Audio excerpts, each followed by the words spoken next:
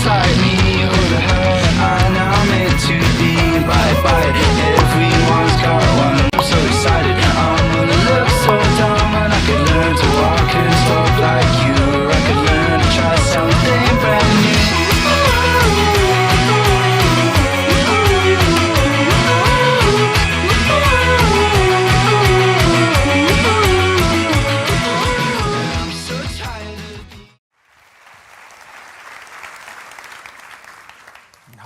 Good morning, everyone.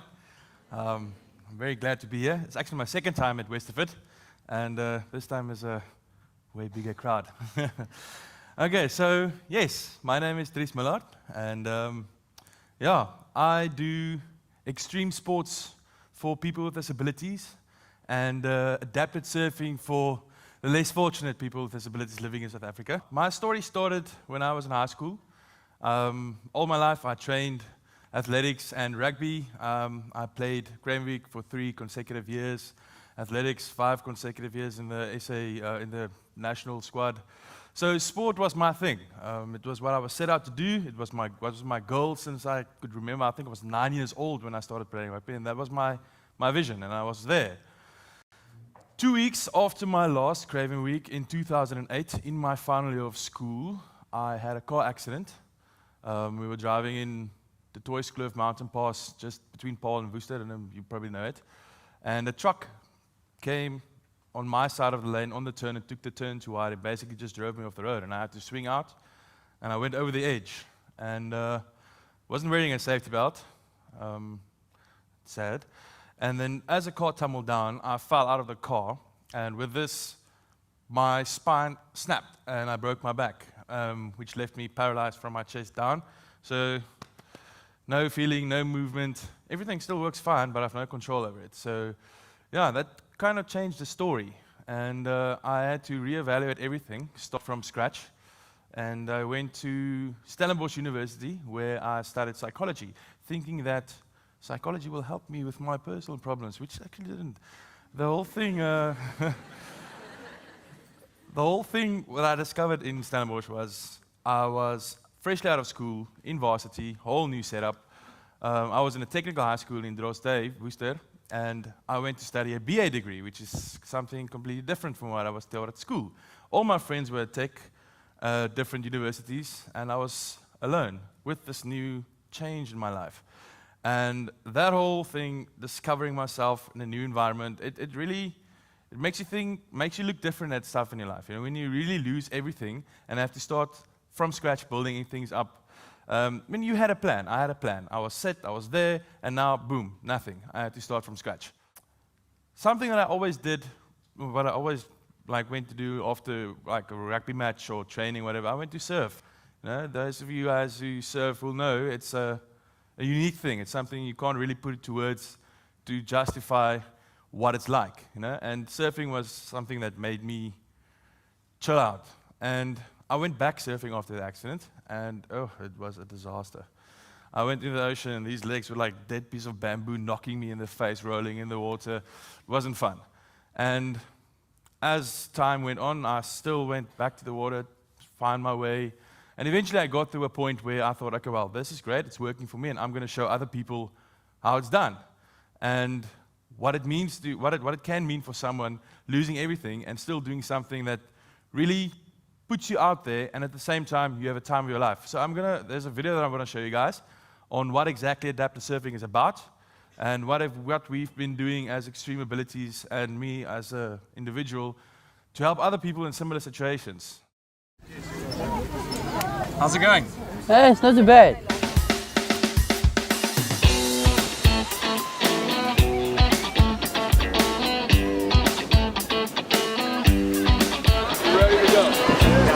Ready? Okay, so we'll take you down to the water.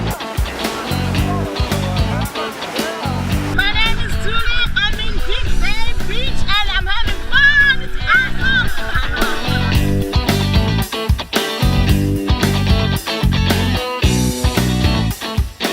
awesome. The idea with adaptive surfing is to take the person with a disability, put him in the water, and change his perspective on his own disability and his own capabilities. It sounds very simple, but if you see the smiles on those people's faces, you'll get it immediately.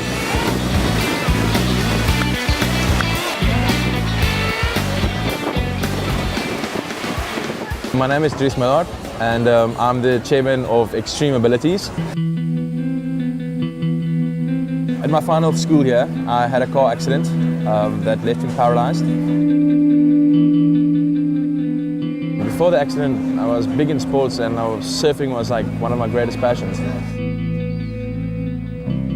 After learning to surf the hard way, my perspective on my own disability changed completely, and it motivated me to accelerate in what I do in life.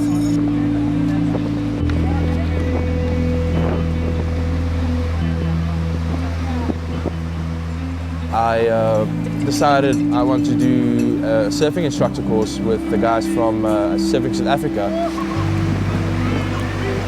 Together with Surfing South Africa, we hosted the first adapted surfing event in 2011. Today we did the third event of adapted surfing.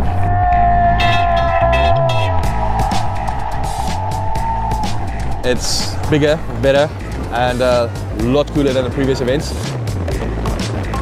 Today we had over 70 people with various disabilities in the water, and some of them haven't been in the water for over 20 years, and today they surfed for the first time, let alone swim.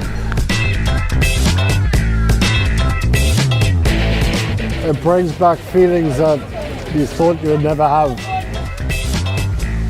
Wow, it's my first time. It's really my first time. In the water, what we basically do is we don't take the guys after the breaks, we take them in the whitewash. So in the knee-deep water, we put them on the board, and people help them just before the wave breaks. And then if the wave comes out, we just push them in the whitewash, and they surf about 10 meters on their own, holding onto the board, and someone at the end catches them, and they do that as many times as they want.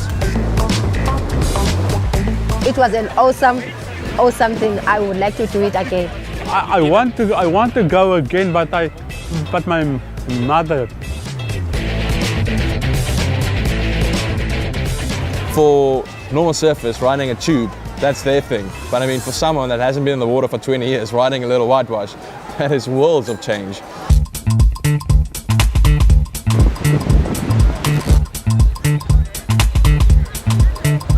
My name is Graham.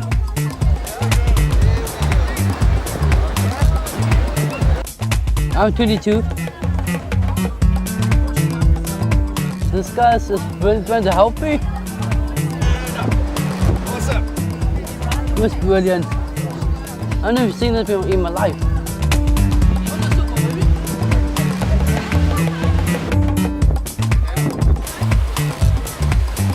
The wave is kicking me.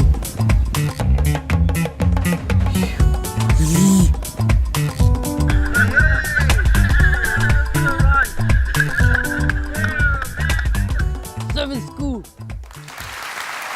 That is what Extreme Abilities and adapted surfing is all about. That's the one side of what we do. The other side is a tourism business where we provide, like I said, tours for disabled people with extreme sports, doing shark edge diving and paragliding and all that fun stuff. To see the change, a small thing like just going and play a little bit in whitewash can make an individual's life is really, to me, inspiring. Sometimes, yes, you get this problem that's like a mountain in front of you and you don't know what to do. It's just like in your face. You're like, wow. It's so intimidating. But most of us, the mistake we make is we tend to focus on the problem in front of us and forget about what's next to us, what's around us. No, you always have other options. And the sooner you accept the problem that's in front of you, it's there, you know it. Don't waste your time focusing on it. There's other things around it. There's other things that you can do to get around the problem. So the sooner you leave the focus on the problem and start looking around you, the sooner you can get around your problem. And making that mind change, that shift on your perspective of what's happening in your life, whether it be a wheelchair or exams, you know, each and everyone has our own problems. And the sooner you can accept that it's there in your life, the sooner you can start finding a way to work with it and work around it. And that's a very, very difficult thing to achieve. And I had to lose everything before I got to that point where I can see what's around me, you know, just to take a step back and see, listen, life isn't all about going that way. You can go this way, you can go that way. It's just about taking a step back and see what's around you. So yeah, that is what I'm all about. And to carry the one last message, you're only as limited as you allow yourself to be. Thank you.